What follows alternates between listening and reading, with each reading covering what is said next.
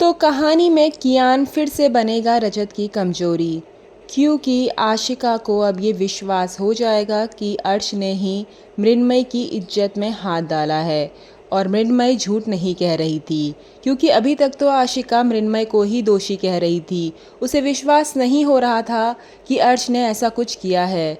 लेकिन अब आशिका के सामने अर्श की सारी सच्चाई आ जाएगी, क्योंकि अब आशिका के सामने सारे सबूत आ जाएंगे और वो खुद अपने कानों से सुन लेगी अर्श की सच्चाई। इसके बाद आशिका का दिल टूट जाता है, उसके सारे सपने बिखर जाते हैं और फिर कियान अपनी माँ को रोता हुआ देखकर काफ़ी ज़्यादा परेशान हो जाता है।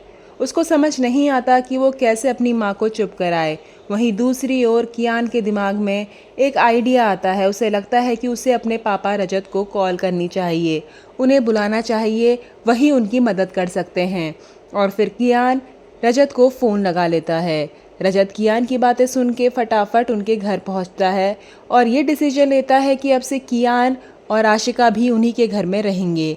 और जब रजत कियान और आशिका को लेकर आता है अपने घर में, तो ये देखकर रजत की माँ भाग्यश्री बौखला जाती है। वो रजत से कहती है कि तुम्हारे पास दिमाग नहीं है, तुम कैसे आशिका को घर लेकर आ गए? अभी तो सवी और तुम्हारे बीच में थोड़ा कुछ ठीक होने लगा था। और फिर यहाँ पर सवी भी रजत का साथ देती है, क्योंकि उससे भी आशिका की ये जो हालत है वो देखी नहीं जाती। तो देखते हैं अब क्या घर वाले डिसीजन लेते हैं, क्या आशिका उसी घर में रहेगी या कोई दूसरा घर आशिका और कियान के लिए रजत देगा।